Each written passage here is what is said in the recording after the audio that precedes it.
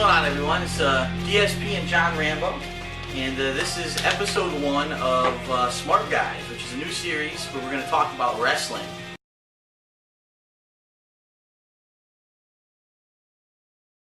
Should probably unmute the mic.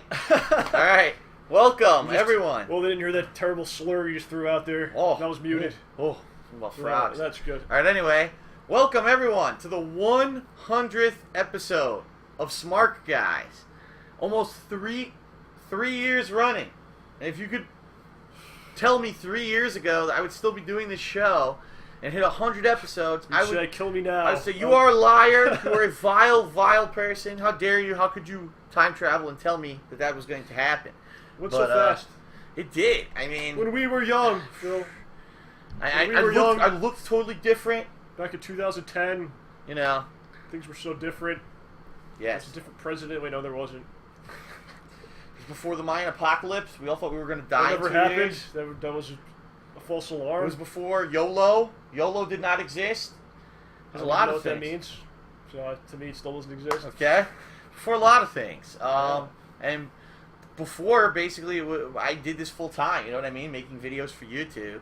Before Shot's been a hole punch. I think. When did you start the show? Did you even? I don't think you started. The show's from 2011. 11. So a lot of stuff, that came in those years where we were doing the show. Perhaps this kind of led to some things for me. Got more comfortable being with the camera. Still not that comfortable, but they're looking at me all the time. Yes, they're always with watching. Their eyes. They watch you sleep. So they watch you. Yeah, it was quite some time ago. It went very quick. It did go very quick, and it's funny reminiscing on a lot of the stuff that we've seen happen in wrestling over the past 3 years. Thinking about that intro we just watched is the Nexus theme. So when we started the show, the Nexus was like the biggest, hottest thing in wrestling. And now a lot of those guys have gone on. You got people like Bryan. You got people like Wade Barrett, who've gone on to... Michael McGillicuddy in particular. Oh! It's funny, Curtis looking at that video, it said 10-9-10. Yes. That must have been the day before Bound for Glory, I think. For 10-10-10, which was a big thing. So it was the day before that. Yes, it was. What was that, Immortal or something? That was when Immortal started, yes. Yeah, so it was the day before. Now you have Aces and Eights, so the more things change, the more they stay the same. Instead of Nexus, you got the Shield. Yeah, it's true. Which is much better, actually. It's much better than what they did with the Nexus. They seem like they learned from their sins of the past. Well, they had to go through the Nexus, and they had to go through the core, and they had to go through, They just took like 10 new guys and buried them all. Like a 3-man band, They had to go through a couple iterations before they realized how to do it properly. Wait a second, they shouldn't lose all the time. We should have one guy beat the crap out of all of them. Maybe they should win matches. Maybe they should win matches. Yes. Alright, so, welcome to the 100th episode of Smark Guys. And, it's been a long road. We haven't actually done an episode of Smark Guys in like 3 weeks. Yeah, it's kind of upsetting. We've been busy. To me personally, it's the 100th episode, and I haven't been able to watch anything in like 3 weeks. Jeesh. Due to work, travel. I didn't have a computer. We got home on Monday night. I didn't have a computer all week. It was broken. Ridiculous. So, I'm 100 episodes in. I'm at my worst I could possibly be. So well, we're going to talk about We're going to have Raw. to carry the show, Phil. We're going to talk about Raw and SmackDown. Everything with WWE right now is leading into the next pay-per-view, which is Money in the Bank. Which, I'm gonna kind of say this. I don't know if anyone agrees with me, but I think that Money in the Bank is actually becoming one of like the bigger pay-per-views for WWE now. It used to be WrestleMania, SummerSlam, Survivor Series, and Royal Rumble. But I think Money in the Bank is actually starting to jump now because... It's definitely more important than Survivor Series. Yeah. What the hell goes on there? Nothing happens in Survivor Series. At Money in the Bank, you get two people who win the contract, and traditionally they're cashing in and winning the title. Yes. So it's actually a really big thing. How many bottles of water have I drank on this program? On Smark Guys? One of the super fans, do the math. How many gallons have I consumed on these shows? Several hundred. Rivers of piss from Smark Guys. You gotta clean out the colon, man. Keep it hydrated. All right, but not only WWE, but we're going to talk about TNA, who's begun the Bound for Glory series. Yeah. And they're finally making headway in the fight versus Aces and Eights after several months of them kind of dominating. They're starting a program that actually legitimately looks like it'll be an interesting thing building up to a combat with Aces and Eights. So excited to talk about that as well. And don't worry, everyone. I know that we've missed several pay-per-views now with our simulation matches, but I do want to kind of talk that. Well, for Money in the Bank, it's in like 2 or 3 weeks. but we're good. Like, we're not going to be busy for a few weeks, so definitely we're going to be simulating that pay-per-view when it comes up. In fact, there's only one wrestler we need to get, RVD, who's returning. Everyone else we even have in the game already. I'm sure there's some good RVDs. So there's a lot of big RVD fans. I'm sure there's good ones. So we should be We good. talk about that too today. Oh, that he's returning, He's right? returning. Yes, he's in the Money in the Bank match as well, which we'll talk about. So, all right, so let's get started because we got a lot to talk about. Monday Night Raw this week. Continuing on with a lot of the plot lines that have happened over the past several weeks. If you didn't watch wrestling last week, and obviously there was no Smark Guys, CM Punk was attacked by Brock Lesnar last week. Okay? And it was unclear, was Paul Heyman, was he in on it? Did he know that it was going to happen? Was he upset that CM Punk didn't want Paul Heyman out there for his match with Chris Jericho? So that was like the culmination of all the plot lines for the week. Plus, Daniel Bryan, for the past month, has had this complex where he feels like he's the weakest link. He's pissed off that he's losing matches. He wants to redeem himself. And so it all culminated that there were going to be a match between Daniel Bryan and Randy Orton on Monday Night Raw, coming off of the previous Friday where he had won by countout, but that wasn't good enough for him. He wanted a pinfall victory over Randy Orton. Okay? Alright, so talking about that, Monday Night Raw actually opened up with Daniel Bryan versus Randy Orton, but this rivalry has come to such a head that they actually just start brawling before the match even starts, and it becomes a no-winner, like a no contest, because they're fighting everywhere around the ring, they're throwing each other through tables and stuff, and they just can't get control of the match. They were supposedly, they received fines or something. Oh, did They they? hit each other with chairs in the head. Yeah, they did. So apparently they were fined, and then I guess Undertaker and Triple H were fined for WrestleMania Huh. for the similar reasons. The Triple H being fined by the company like he owns, basically. Right, so right. It's a little weird. But Find me, right. yeah, it's what I guess they released a statement that they don't want chair shots to the head, and that's what they did. They were Right. fined.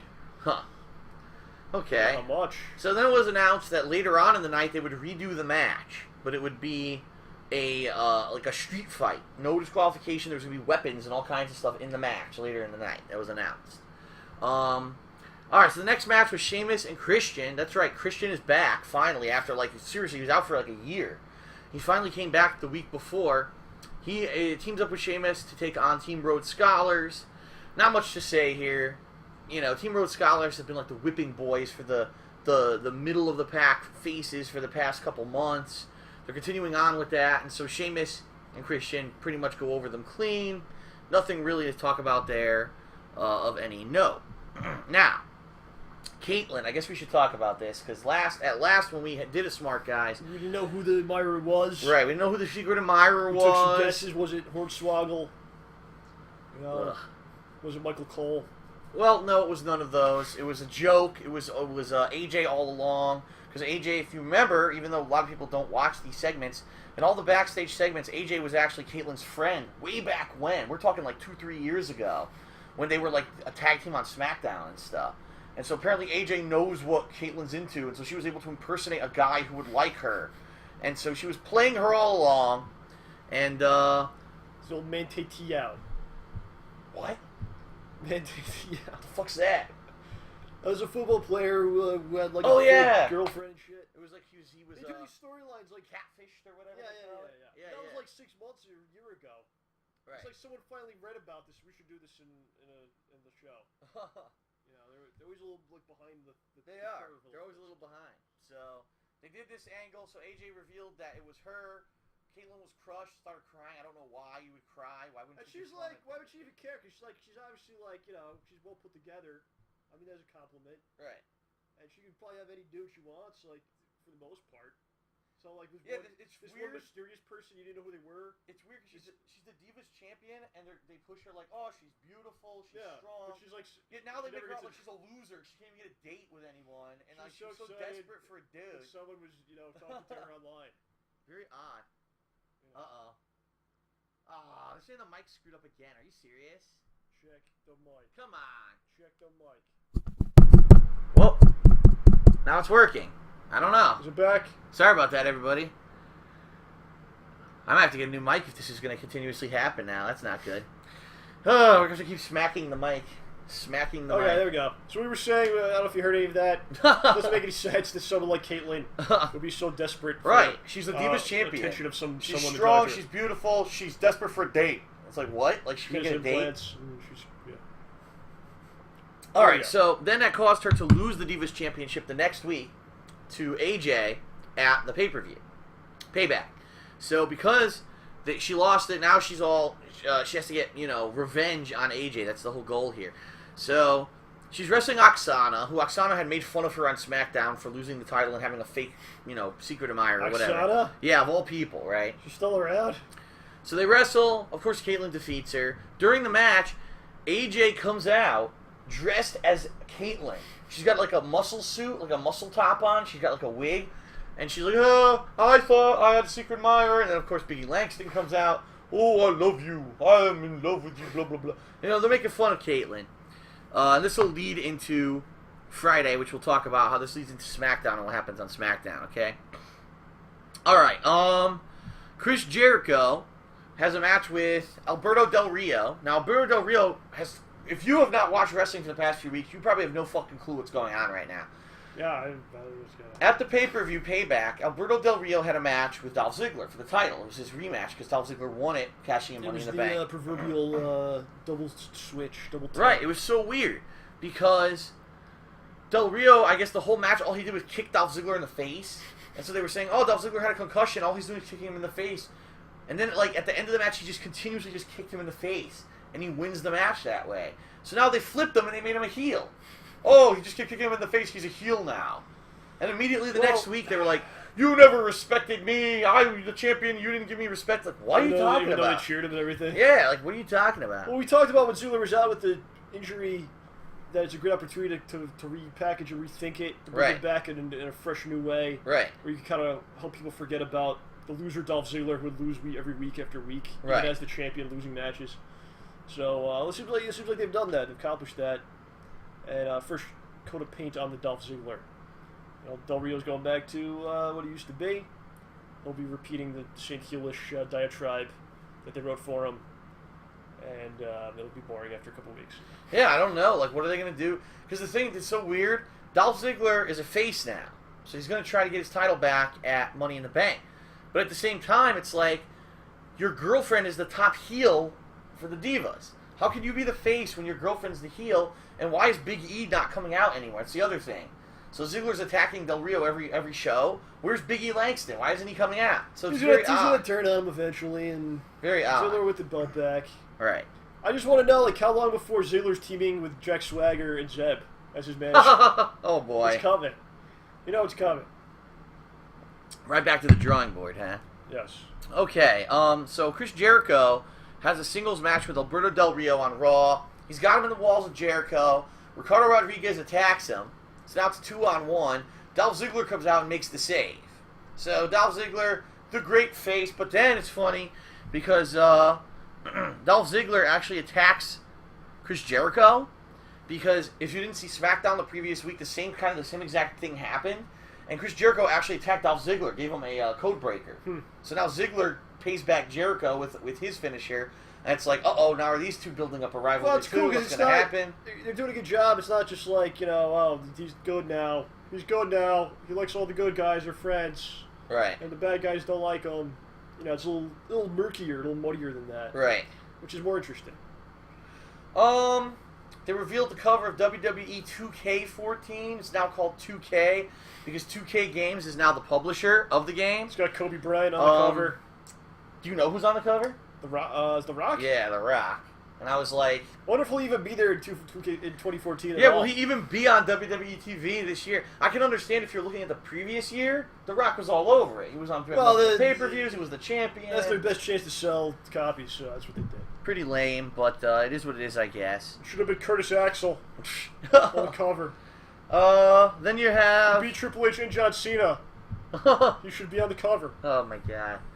Ryback, who after losing at the pay-per-view Payback and FU'd through a ambulance, returns to WWE TV this week to have a match with the Great Khali, and who he squashes, okay?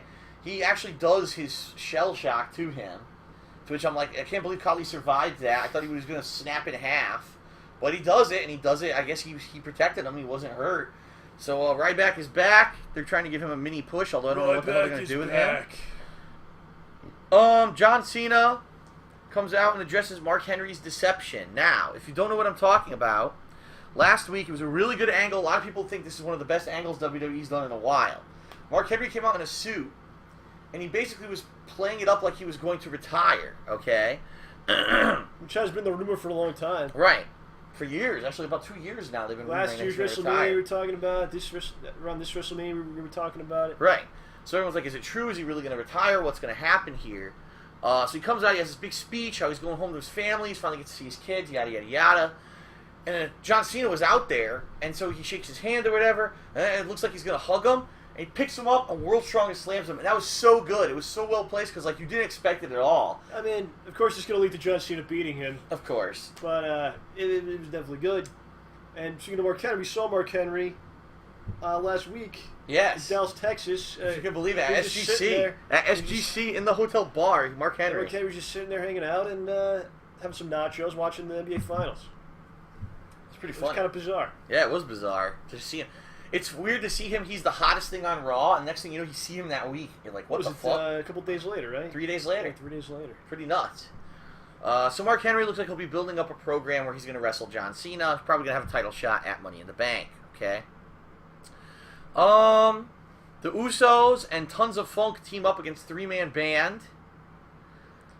Oh no! Wait a minute. I take that back. I read that completely wrong. I remember it was a triple threat match. I was like, really? They need The that Usos? many guys to fight the 3MB? Holy shit! The What the Usos, hell? Tons of Funk, and three-man band had a triple threat match. And the Usos actually win the match to become the #1 contenders for the WWE Tag Team Championship, so they're going to be wrestling the Shield at Money in the Bank. Okay? CM Punk confronts Paul Heyman, basically saying, what the hell happened last week? Why did Brock Lesnar attack me? Paul Heyman basically says, listen, I'm your friend, and I'll tell you right now, I had nothing whatsoever to do with this. It was, it was Brock acting on his own. I didn't even know Brock was there.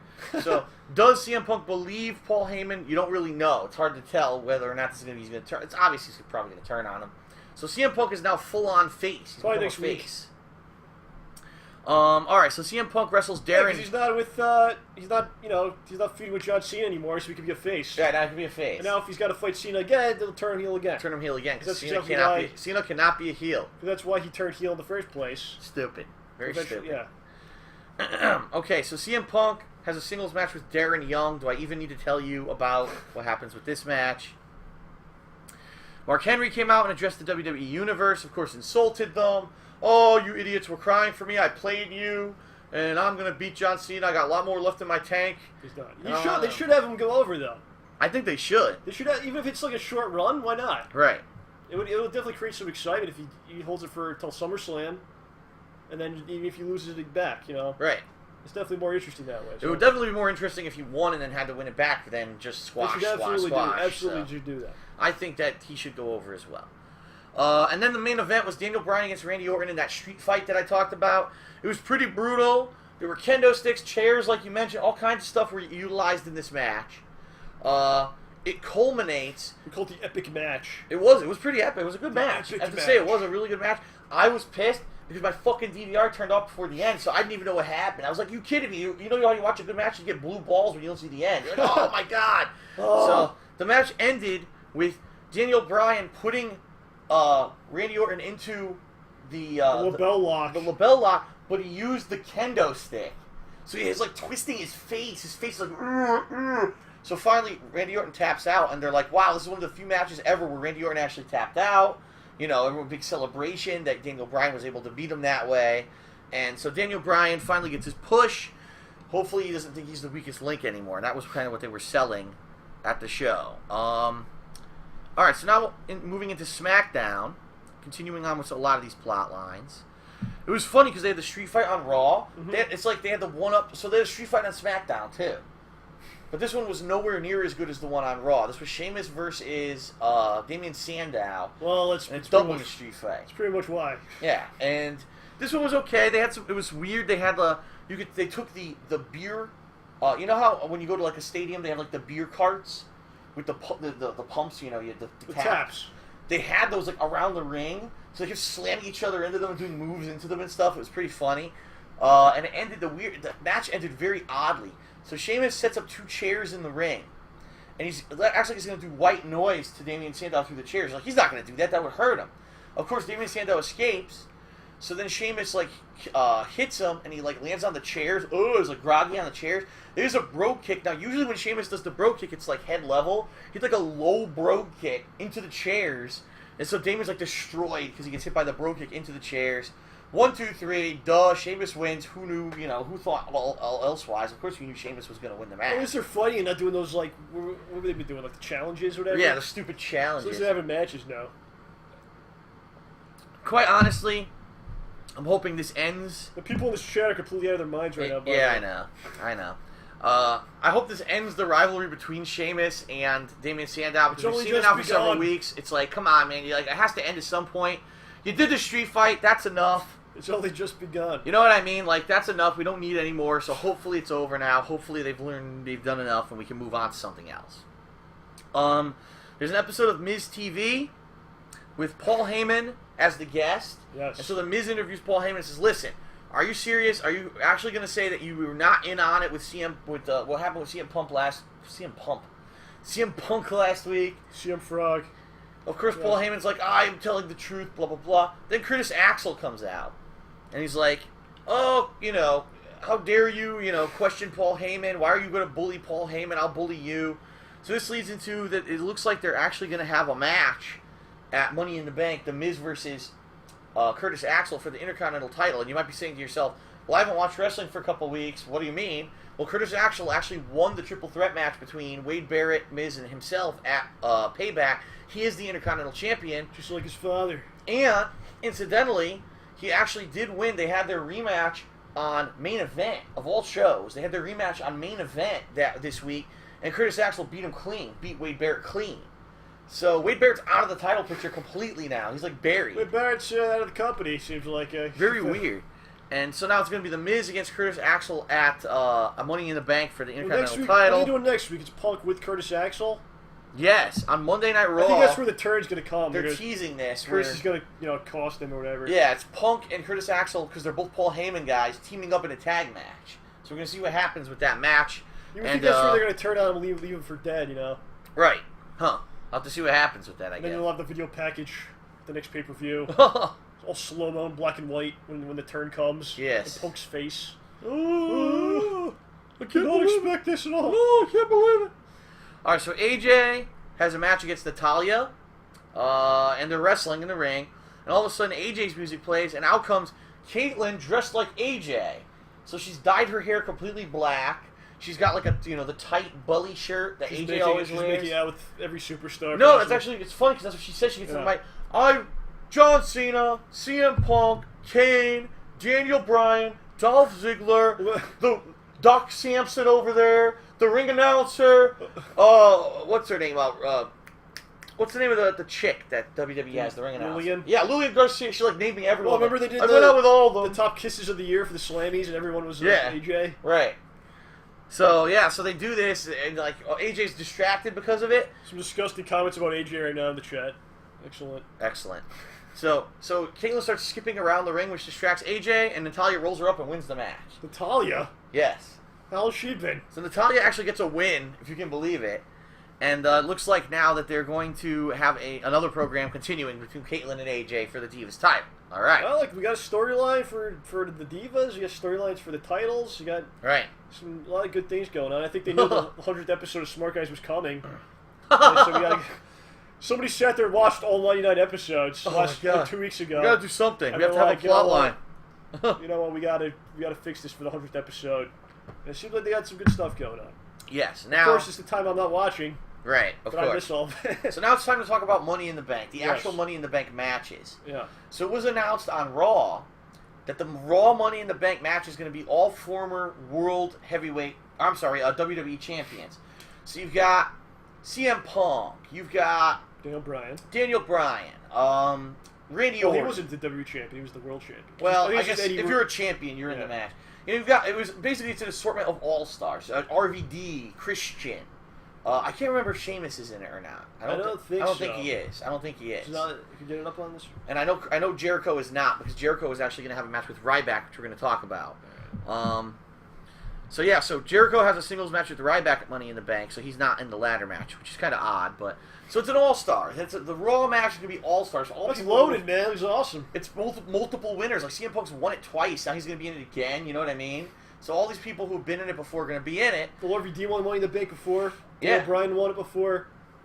Yeah. So you have 3 previous winners and other people who got close and who I think that what they said is every single person in the match has been in the match before. Oh yeah. So it's no newbies here in this match. So on SmackDown, they decided to do the complete flip side. It seemed to me like they weren't going to do 2 because that was such a good loaded one. Like, okay, right. They should probably only have one Money in the Bank, honestly. Well, yeah, and it was weird because last year John Cena cashed in like right away, but then Dolph Ziggler literally kept it like all week. All week? He kept it for... I mean all week, all year. So it's like, you know, it's very odd. It should only be one because it's they always do the same storyline anyway, really. But right. The SmackDown one's interesting though.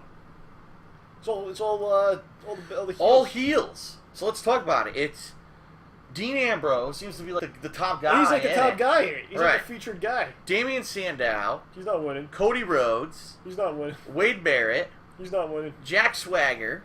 No. Antonio Cesaro. Possible. I don't think so. And Fandango. Now Fandango hasn't even been on Swagger TV. and, He's got a concussion. Swagger and Cesaro are teammates. What the hell? Yeah, Swagger and Cesaro are both working with Zeb Coulter. It looks like the Deanzer is going to win that thing. That's pretty crazy, man. It's pretty weird. It's pretty... I don't know. I mean, if Dean wins it, he already has the U.S. title, so how is he going to have the case title? Just shoot him to the moon, man. He'll use the briefcase to carry the title, so he doesn't have to carry it over his shoulder? That'd be cool. To push him to the moon. So, pretty interesting. And the question is, of course, will the Shield get involved? Because that's a no DQ match. They'll probably do the same thing again, where one guy catches it, months before the other one, so it's not... Right, so it's staggered rather than, They should allow, like, you should be able to go for any belt you want, and they should have one guy cash it in and win, and then the other guy cashes in immediately right after him. Yes. That'd be pretty He beats him, yeah, he beats him. That'd be like the hardcore title. That'd be pretty funny. Yeah. Alright, so there's Randy Orton versus Kane in a singles match, and this is funny because Daniel Bryan beat Randy Orton on Monday in that street fight we talked about. So now they're building up this match, Randy Orton versus Kane. It's the other member of Team Hell No. Can he beat Randy Orton? And Daniel Bryan says he'll be on commentary to support Kane during the match, right? Mm-hmm. So during the match, Daniel Bryan causes all these distractions. He's like, yes, yes. And by the way, Daniel Bryan's a full face now, so the crowd does the yes chant with him again now. Yes, yes, on the announce booth. So Kane gets distracted, and later on he's like, no, no. Randy Orton's winning. He's like, no, no. And then what ends up happening is Kane gets whacked with the DDT through the ropes that Randy Orton does. And so he's like dazed, and he rolls out of the ring, and Daniel Bryan goes, get back in there, Kane, get back in there. And he throws him right back in the ring before he's ready, and he gets RKO'd. But it's funny, because after the match, Daniel Bryan is kind of happy. He's like smiling, like, I beat Randy Orton and you couldn't. So it's kind of like he won-upped Kane.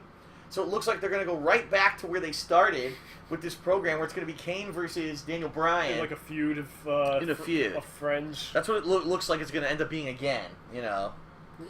So right back where they started. I think Daniel Bryan's going to win the Money in the Bank. Yeah? You think so? I think he might. I think that's why he's getting this push, why he's in all these big high-profile matches. Setting him up for it.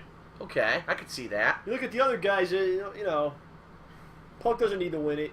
All right. I don't think RVD's taking it his first. That's a bad message to send. Yeah, his first match back, he wins. If it was like Money in the Bank. Bank. Was The Rock or something, that he would win. But no, RVD, all right. Right. That's the guy we held back for like 10 years. We don't. We'll have him in the match. We'll give him some nice spots. He'll kill himself, and then he'll lose. Wow. No, he'll have like 2 crazy spots. Probably. And then he'll lose. And then he'll lose. He'll do a 5-star frog splash off the ladder through like 4 tables, and then he won't ever get up. He'll probably do it maybe off the top of the ladder. We'll see. Disappear from the match. He's older now. He's about 42. It's nice to see him back. They did. They held him back huge when he first got there. If you go back, it was like 2001. He had the biggest reactions of anyone. His first run, they held him back. Yeah. But you do have to admit, then he screwed up. They did, later, though. They gave him his chance years later. He held both the ECW and the WWE titles, and then he fucking got busted for drugs. That was like 5 years later. Oh my god! And even when he won it at that point, it wasn't like, oh wow. Like when he first came in, he was up there like with anybody. He was one of the hottest things they had. Right. And they did the best they could to like put the fires out. Stick him in tag teams, whatever. And then he did. He finally got his chance, and then he did screw up for himself. He blew it. But it's nice to see him go there. He's 42. There's probably only a couple years left, and to go out on a grand stage is what he deserves. Right. Because He's an all-time great, despite whatever you want to say or believe. You know, so there you go. All right, so Ryback had another singles match on SmackDown. This time against. No, they didn't. They really didn't. This time against Justin Gabriel. Of course, once again, he's basically squashing Justin Gabriel. But during the match, Chris Jericho comes out and starts making fun of him. He calls him Cryback because during the match, I guess he hurt his leg. Yeah. And so Chris Jericho's like, "Did your leg hurt? Did you Ryback? Oh no, Cryback's gonna cry." So he's like making fun of him, and then he jumps in the ring and starts shin kicking his leg. So Ryback actually, he's selling the injury. Oh, my leg. So I guess this is going to be what they're doing for the program for Money in the Bank, where Jericho's going to make fun of Ryback for being a crybaby, even though just a month ago he was an unstoppable monster who was going to beat John Cena. Funny how things change with WWE, huh? Christian and the Usos, for only the second time ever in WWE history, defeat the Shield in a tag team match. And it's important to know, if you haven't watched wrestling for the past few weeks and you haven't watched there hasn't been a Smark Guys, 2 weeks ago on Raw was their first loss. And that was John to Team Cena? Hell No. That was Team Hell No. Well, he lost to John Cena. Beat them all. Well, yeah, but that before the last pay-per-view. that wasn't considered the tag match, you know what I mean? Yeah. So this was a six-man tag. It was Randy Orton and Team Hell No beat them a couple weeks ago. And now on SmackDown, Christian and the Usos beat them. So now it's like, they're beatable now. Can you believe it? They're not unstoppable like they were. They got the belts, so they have to lose here and there. Because they don't. It's the only way they know how to. So dumb. It's the only way they know how to push a title match. Right. The champion loses a non-title match to a guy. So dumb. That guy then gets a title shot. And the only other thing of note is the main event was Del Rio, who we mentioned. Alberto Del Rio is now a heel. He has a fiesta to celebrate that he is the new champion. He's got a pinata with Dolph Ziggler's face taped on it. And like, they're playing the music, he hits the pinata, candy comes out, blah, blah, blah. Oh, you people don't respect me, so I'm going to talk only in Spanish. He talks in Spanish for like 2 minutes. Is he going to go back to driving his cars, or did he do that already? He's not doing that yet. He'll be back to that. So I don't know, he might be doing that soon. Of course, Dolph Ziggler comes out. He attacks him. He beats the crap out of him.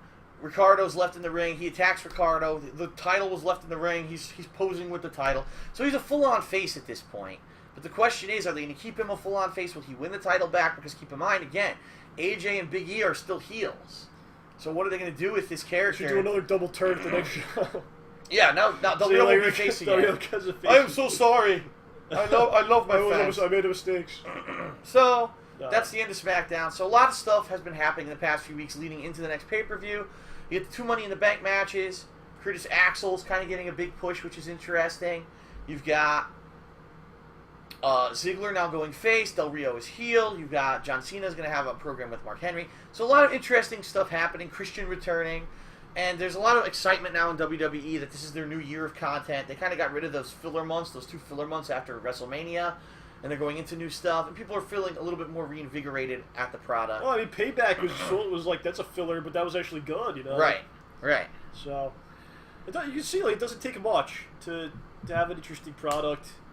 It's just you decide who are the guys we're pushing, right? Who are the guys we're not pushing. That if they're the the guys that push the other guys, and you have some kind of idea what you want to do. You don't be so incredibly obvious with what you're doing. There's a lot of you create little questions here and there, right? That people will get excited about what will happen here, and it's all you really got to do, you know. Right. So it was good. It's good. I'm liking WWE right now. I'm actually excited to see what happens on Raw with CM Punk and Curtis Axel. And, we'll go from there. Next week we'll definitely recap, everything that happens with the developments leading up to Money in the Bank. But now we should talk a little bit about TNA, which also has picked it up in the past couple of weeks. As John mentioned a few weeks ago, now the Bound for Glory series has started. And because of that, every week, every match counts. So you're having good matches. Last week they had Samoa Joe and AJ, which was a crazy, brutal match, and actually went to a no contest, so they each got 2 points. This week you had Samoa Joe and, I think it was Anderson. What about Rampage Jackson? Who did he fight? No one. He's not. He's gone. That's so weird. He's gone. He's not. He's got to be trained. He's got to. Who knows when he'll be? He might be back like he next gets year. He gets signed and then he's just like off TV permanently, and you're like, what the hell he'll happened? Back in who knows when. But very odd. It's very odd. They should have had him get ready first and then bring him in. Right. So the big thing going on with TNA right now. There's a couple things. First of all, you got the Aces and Eights who've been in control for several months, and so TNA's been trying to find a way to combat this. Now, at the last pay-per-view, Sting lost, which means he can never wrestle for the TNA title again. That was the stipulation. Even though he probably will. So now he's pissed off, and he's trying to reform the main event Mafia to combat the Aces and Eights. So every week, it's like a slow reveal. Every week, they're going to recruit someone else. The main event Mafia was him, Angle, Kevin Nash, Booker T was in it. I think Joe was in there, Taz for like a minute. One or two more, yeah. Yeah. So they're reforming it. So right now, it's Sting and Kurt Angle. I don't think Booker T's going to come in there. I don't think so. Hopefully Nash won't. Hopefully they're smart enough not to bring him back. So this week, all week, they're teasing who's it going to be, who's it going to be, who's going to be the new member. And then the last match of the night was actually Joe versus Anderson for the Bound for Glory series. Joe made Anderson tap out, and at the end they announced Joe's back. He's in the main event Mafia. Oh yeah, he was in the initial version. Right, so he's back. He's part of the main event Mafia. They were heels, remember? Yeah, they were heels when they were first together. They hinted at bringing back the main event Mafia a while ago, like maybe 2 years ago, when they were doing that like 10-10. It wasn't 10-10-10, it was something else. Right. People thought maybe it was that or blah blah blah. So that's reforming. That's a big plot line. The other plot line that's huge right now. So they had a triple threat match rematch for the X Division title. Now Chris Sabin actually won the title at the last pay-per-view. So they have the match. It's weird. Suicide gets a crazy like roll-up pin on Kenny King out of nowhere. And they're like, oh my god, Suicide's the new X Division title out of nowhere. He's the new X Division champion. And then all of a sudden, Hulk Hogan comes out with what's his name? TJ Perkins. Perkins. He's like, he took the mask off. That's not Suicide. He jumped TJ Perkins before the match and stole the outfit. Who the hell was it? Who is it? So the whole night, all night they're teasing, who's it going to be? Who's it going to be?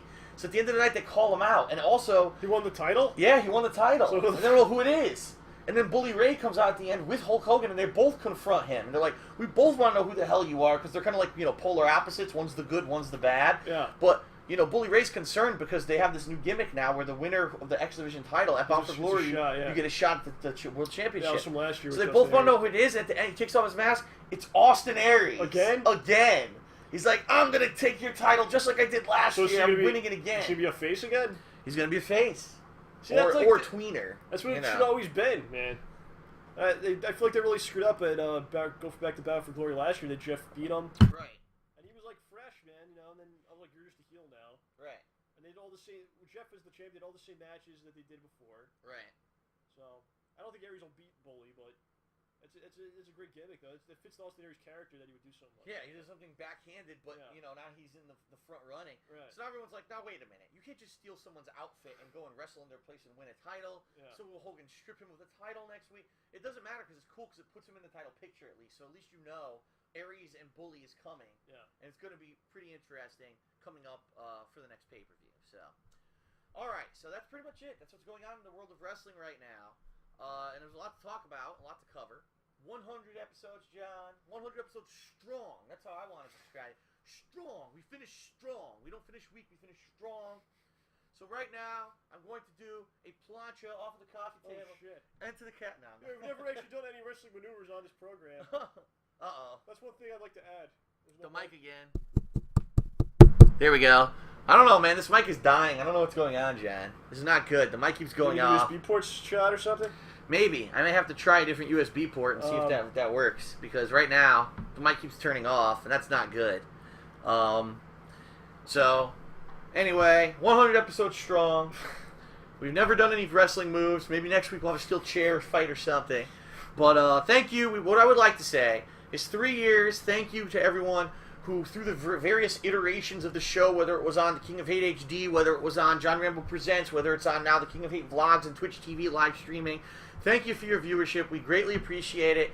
Wrestling is something that John and I grew up with. We love it, regardless of the fact that we criticize it. We still enjoy it, and that's the cool thing, is that we get enjoyment out of it, especially this year. We're kind of culminating with our trip to WrestleMania. Oh, yeah. And, we love being able to share that experience with people. And so thank you for watching all 100 episodes.